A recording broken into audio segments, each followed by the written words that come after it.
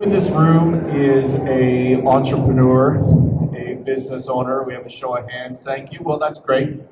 Today I have 30 minutes to talk to you about 3 action items to immediately improve your business. And if we run out of time, we'll have a Q&A at the end, by the way. And if we run out of time, we can go down to the Globex extraction booth just down the hall here, and I'll hang out. You can come ask me questions. And if you want, we can. You can hit the QR code on this slide, and that has all of my contact information at thescottsinclair.com, and you can engage with me by email or digitally, virtually, in some other way. And I have a lot of content on there related to this topic that may help you as well. Did you know that 90% of new businesses fail? 90% of new businesses fail in the sense that they never, ever, ever pay their founder a living wage. 90%. It's extraordinary. And of the 10% of new businesses that do pay their founder a living wage, 80% of those never, ever create sustainable wealth, transferable wealth for the founder. So in other words, 2% of new businesses succeed in the sense that they create wealth for their founder. So if you're feeling like you're struggling in your business, you are definitely not alone. And that's why we're going to talk about 3 action items to try to improve your business. Now, before we start, I just want to give some context on me so you know what we are talking about. If I'm successful today and you implement these 3 action items, you will immediately better understand your business, become a better leader, improve profitability, improve cash flow, and maybe, if we're successful, you can break through the barriers that are derived from negative thinking and fear that are holding many, many entrepreneurs back. You may be asking, Scott, how do I know that? Well, for 30 years, yes, I'm that old, for 30 years I've been working with troubled companies, turning them around, restructuring them, financing them, in nearly every industry that you can think of, from startup companies to companies worth billions of dollars. I've worked with hundreds and hundreds of these companies in 27 countries, and I've led over 25 billion in transaction value. So you might be asking, okay, Scott, you're a troubled company expert. What if I'm not in trouble? I just want to improve my business. Well, these same tips, these same action items will improve any business if you focus on them. You also might be asking, am I a CBD specialist? Am I a specialist in your chosen industry? And the answer is I'm president of Globex Extraction, which is an exhibitor just down the hall here, but I'm not a specialist in your chosen industry. I'm not a specialist in any particular industry, but it doesn't matter. What we're going to talk about today, I promise you, applies to any size of business and to any industry. So let's dive in. Action item number 1, to immediately improve your business. By the way, I'm going to put these slides on the thescottsinclair.com as well, so if you want to pick them up later, they won't be there today, but probably by early next week I'll have them on a blog post on there for you. Action item number 1 is to embrace change. If you want to change the results of your business, you have to change your actions. And to change your actions, you have to change your thinking. To change results, change actions. To change actions, change your thinking. Let's talk for a minute about mental filters and confirmation bias. I've been a turnaround transition leader for hundreds of companies, as I have said. And the one thing that is common across all of those experiences is that the leaders of those companies are extraordinarily resistant to change. Perhaps that's why they're troubled to begin with. Yet, if I skip the leader of the company and I go to the frontline employees, the people that are actually doing the work, they all know what's wrong with the business and they are willing and excited to change. It's the leadership that is not. This is such a common phenomenon for me that it has created what I call the listening tour, which is a trick in my toolbox for turning businesses around. And what I do is I talk to the employees on one-on-one in the Maxwell Smart Code of Silence, I protect the confidentialities. And in 3 or 4 days, I will have an action list that'll take me for 6 months to 12 months to turn around the business. So the question is, why is it that only the employees can see the path forward, whereas leadership cannot see the path forward? And the answer is that the employees are not blinded by confirmation bias. What is confirmation bias? Most people here would reasonably think that we're going to talk psychology a little bit. I'm sorry about that. It gets worse. Next one is math. So let's stick with psychology for a moment. Most people reasonably think that the human brain objectively looks at facts and then creates an opinion based on those facts, makes a decision based on facts. But that's not what happens at all. In fact, it's exactly the opposite. The human brain is a pattern recognition machine. What it does is it seeks patterns, it latches onto those patterns, and we call those mental filters, and then it seeks facts to support the opinion that has already been formed, to the decision that has already been made. That's what the human brain does, and if you think about it, what else could it possibly do? There is so much data and facts in the universe. Everything that you do day to day, your brain can't evaluate all of this information and then make a decision. That's completely an inefficient way to do things. So what it does is it forms the opinion first, and then it seeks facts that support that opinion. Well, what if your brain finds a fact that's contrary to the opinion you've already found? Well, that creates a severely agitating state, which they call cognitive dissonance, and your brain does one of two things. Does it change its mind? No, it doesn't do that. What it does is it rationalizes that contrary fact to fit the opinion, the mental filter that already exists, or it is literally blind to that contrary fact. They call that information blindness. So how does that apply to running a better business? Well, you as a leader, you as a business manager, your brain works like my brain. It works through confirmation bias. So you believe, for example, your mental filter is that you're a reasonable person, you're a reasonable business owner, you're a competent manager, and that you have done everything you can possibly do to improve your business. That's what you believe. That's your mental filter. Now, what if you come across a fact that is contrary to that? What if you're losing customers, failing to get customers, losing money? These are facts that are contrary to you having done everything you can do to improve your business. Well, what does your brain do? Well, first it rationalizes that problem, that fact. It says, hey, this is temporary. Everything's going to fix itself. That's not an issue. It says, hey, it's not me. I'm a victim. I'm a victim of foreign competition. The bank's not playing fair with me. I'm not getting enough money. I can't get the financing. Relevant to the CBD industry we're in here, government regulation is killing us, and the market hasn't done what it was supposed to do. Commodity prices are crashing, and I'm a victim of all that. It's not me. I'm a victim. Or your brain simply ignores the facts altogether. You have information blindness. What problem? I don't see a problem. We're all good. I see this every day in my practice, helping troubled companies. I even suffer it myself with the businesses that I own, because that's how brains work. It's a feature. It's not a bug. So what do you need to do? You need to embrace change. How do you fight information blindness and confirmation bias? Well, there are lots of ways, but there are 4 easy tips that I'm going to give you here to help you break through the bias. Number 1, and I think this is half the battle, is to simply know that confirmation bias exists, and it creates information blindness, and that is science. It's not debatable. This is the way that we work. Remember the quote from Mark Twain, which is that it's not the things that you don't know that get you, it's the things you know for sure that just ain't true. Number 2, understand that to change results, as I said at the beginning, to change results, you have to change action. And to change actions, you have to change your thinking. What is thinking? The thinking is your mental filter. You have to change that. If you're not getting the results you want in your business or your life, you are thinking wrong. It is that simple. You're thinking wrong.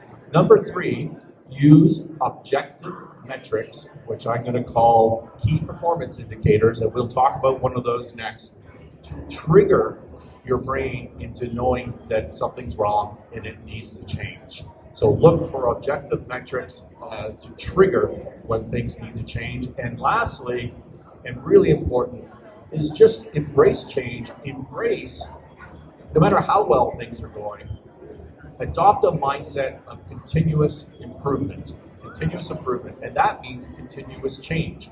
A/B test everything as a matter of habit, as a matter of routine. Confronting dysfunctional mental filters is difficult, and as I said, extremely agitating. Your brain fights to keep the harmony, but if you can, you will clearly see what needs to be done. Difficult decisions become immediately easy. You will be more focused, you will be less confused, and you'll start a journey of continuous improvement. Tip number 1, action items here, is to embrace change. Action item number 2 is to understand and increase your contribution margin. This is the math part of the program, I promise, so I'm sorry for that right up front. I mentioned that KPIs, key performance indicators, should be used as a trigger for when you need to change. What is a KPI? It's an objective metric of something that you're tracking. In the investment banking world, where I come from, you build, for every file, you build a financial model, okay, it's called a rolling monthly financial model, and it has historical financial statements on a spreadsheet and then projected financials on a spreadsheet and whatever transaction you're trying to pitch for that particular deal. Well, to build the projection part of that model, you have to have assumptions. My receivables are going to go here, my inventory is going to go there, my revenue is going to be like that. And what you find when you build lots and lots of these models is that no matter how complicated the business, no matter how complicated, every model breaks down to 3 to 5 key assumptions which drive everything. There might be 100 nuanced little assumptions that, no matter what, it doesn't change the profitability very much, but there's 3 to 5 that drive everything. And out of those 3 to 5, there's always one that is most important, and most often that is contribution margin. Your profitability and your cash flow are always highly sensitive to contribution margin. Come on in, don't be shy. We're talking about improving your business. And so contribution margin is important, and managing, by definition, you need to have KPIs to track and to manage, and contribution margin is often the most important. So what is contribution margin? Contribution margin is the amount of money from every dollar of sales that is available to help you to contribute to your overhead and your profit. Okay? So contribution margin by a formula is equal to your revenue minus your variable costs. That's simple. And the contribution margin percentage is your contribution margin divided by sales. Let me give you an example. You buy a product for $50, that's your variable cost, and you sell it for $100. By the way, guys, if you're looking for the slides, you can hit the QR code. I'll have them up there next week that you can get, if you want. They're going to be they'll be on the site. So you buy it for $50, you sell it for $100. Your contribution margin is 100 minus 50 is $50. There's your contribution margin. Your contribution margin percentage is your $50 contribution margin divided by the 100 is 50%, okay? So there's an example. Now, what are variable costs? We're at a CBD show. Let's assume we're going to sell a CBD oil. We're going B2C. Somebody can put some drops in their mouth. Well, what would be variable costs? Start with direct materials. The direct materials would be the CBD itself. Okay, and if you had any sense in you whatsoever, you would of course be looking for the best possible product you could buy from Globex Extraction down the aisle here, with the best service from this lady back at the back, and the highest quality and the most consistent. I'm just saying, that would be one of your variable costs. You have your carrying oil, your flavoring, your packaging. All of these things fall under that category of direct materials. Direct labor would be a variable cost. Shipping and freight would be a variable cost. Commissions or bonuses that are tied to sales would be a cost that is variable. What is not a variable cost? Well, those would be things like your office staff, your rent, your insurance, branding, marketing, professional fees. You have to pay those in full, regardless of whether you sell any units at all this month, right? So those are called fixed costs. So that's the math of what a contribution margin is. Well, why is it important? Two reasons I want to put out to you. Number one is I already said that in terms of the key performance indicator, contribution margin is almost always the most sensitive to drive your profitability and your cash flow. Number two is when you know your contribution margin, you can now calculate break even. And break even helps you understand your business much better. Let me give you an example. Let's use the same example. We had $50 of contribution margin, and let's say now we have $1 million of overhead. I'm not sure why we had that slide there. That wasn't very useful. But we have a $50 margin and $1 million of overhead. Well, we can calculate our break even. Our break even in units is the $1 million fixed cost divided by our $50 margin. We have to sell 20,000 units, each contributing $50 to cover our $1 million of overhead. Our break even in dollars is $1 million divided by the 50% is $2 million. We have to sell $2 million in revenue with a 50% contribution percentage to cover our $1 million in fixed costs. Now, let's talk about the sensitivities. Now you know your break even. Let's talk about sensitivity. What would happen if we were getting $60 instead of $50 per unit contribution margin? Well, our break even would drop from 20,000 units to 16,667 units. Pretty significant difference by having a $10 swing on our contribution margin. If we wanted to be in the same place by just reducing our fixed costs, we would have to cut $167,000 out of our overhead to end up in the same place as if we had just increased our contribution margin by $10 per unit. Now, I'm not saying that it's always contribution margin, that's the right answer. Maybe you're running a business that's super loaded in overhead and you can easily cut that. But most companies, contribution margin is the right way to go. So how might you do this? How might you increase your contribution margin? Look at the formula, revenue minus variable costs. Increase your price. So many companies, almost no companies, certainly the small and medium-sized companies, none of them have, that I see, a regular routine, a regular system to increase their price in the marketplace, okay? Now, I'm talking here in Las Vegas, in the US, and what is our inflation rate today in the US? Around 8.5%, somewhere in that range, I think. What is that doing to your contribution margin? It is squeezing it. Your costs are going up, but you're not increasing your price to the same rate. And therefore, your contribution margin is being squeezed. And if I tell you that contribution margin is the most sensitive key performance indicator for profitability, it's also the most sensitive for losing money. If your contribution margin is being squeezed because of inflation and you're not dealing with it by increasing your price, you're going to be in trouble. What else could you do? Reduce your direct materials. How might you do that? Go and renegotiate with your supply chain. Look at entering into fixed contracts, so you're committing to volumes. Look at better yields. Look at less scrap, less waste, depending on what your business is. Reduce your direct labor costs through productivity improvements, automation. Reduce your cost of warehousing. I have a business right now, and we ship a lot of things overseas, and we're looking at localized warehousing specifically for this reason, to trade a variable cost for a fixed cost. Reduce the cost of commissions that are tied to revenue, so you can, look at bringing your reps in-house or whatever it is that you're doing. So increase your price, reduce your variable costs, and that's going to, some strategies that'll help you think about how to improve your contribution margin, which is action item number 2. Let's go to action item number 3. Create winning momentum. If you're not satisfied with the results you're getting in your life or your business, you do not have what we call in our shop winning momentum. Momentum's so important to me that I do a podcast, which you can also find on the QR code, and it's called the Winning Momentum Podcast. That's how important it is to me. Why is that? Because momentum means everything. It means everything in business and life. Positive momentum in a business, winning momentum attracts resources, it attracts energy, and it attracts resources, both human and financial. People want to work for, people want to invest in a business that's going in the right direction.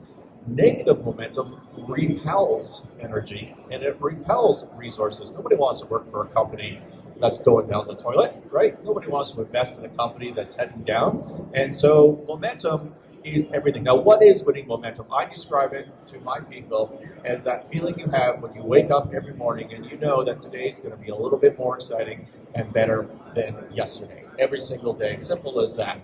So if you're not satisfied with what's going on in your business, you need to change the momentum. You need to create winning momentum. And here's a couple of tips to do that, which will cost you nothing and will have an immediate impact. And number one is to start with small wins. Small wins right now, today, and every day. Forget the big problems that you have and trying to overcome those for a moment because they're overwhelming, they're dark, they suck energy out of you.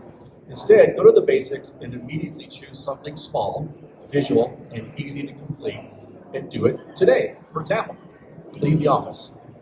Clean the office, apply fresh paint, do some minor repairs, hire sanitation. Every troubled company I've ever walked into is filthy.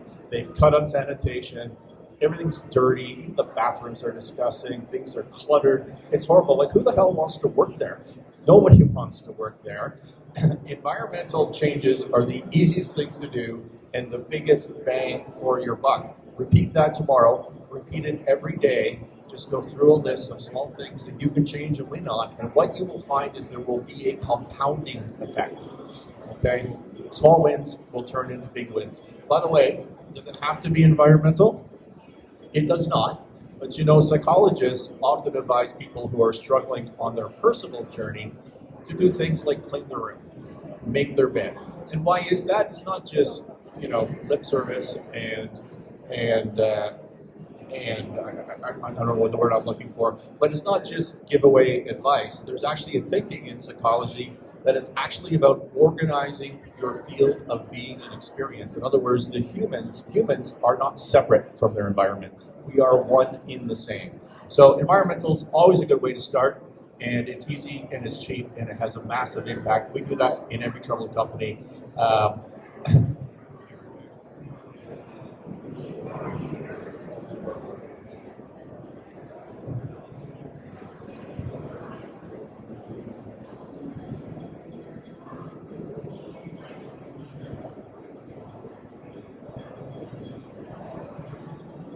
Test 1, 2. There we go. Technical difficulties. Sorry about that. All right. Second idea to create winning momentum is to focus on goals and forget goals. Got that backwards. Forget goals and focus on systems. Outside of a very binary environment, like I'm going to win the hockey game, I don't think I've ever had a goal in my life. Instead, we have Get that a little louder, please. Instead, we have a direction. I have an aim. I want to move over here. This is where I want to go. I'm here, and I'm going to move in that direction. And when it comes to creating change, which we've already agreed you need to do to improve your business, you need to change. Goals are useless for that. It's systems that create change. Also, goals can suck away energy and therefore momentum. Now, why is that? Because when you have a goal, you live in a constant state of failure. You have a goal, you haven't achieved that goal. You're failing. And over time, what happens if you're lucky and you actually achieve that goal? Are you now winning?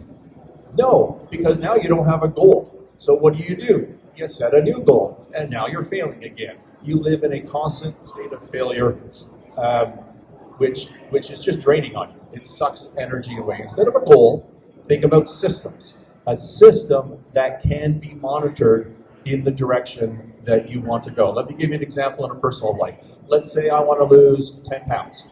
That's a goal. That does nothing for me. A system is I would exercise every morning at a specific time, and I would cut simple carbs out of my diet. Not only is that a system, but it's a system that can be monitored to whether it's working across time in the direction that I want to go. Okay? It's the same in business. It's the system that creates change, not the goal. Forget about goals. Think about systems that are taking you in a general direction that you want to go. And if you do that, you will quickly create change in your business and winning momentum. All right, conclusion, your 3 tips, 3 action items to immediately improve your business: embrace change, understand and improve contribution margin, create winning momentum with small wins every day, and think about systems over goals. Thank you very much, and I'm happy to take any questions.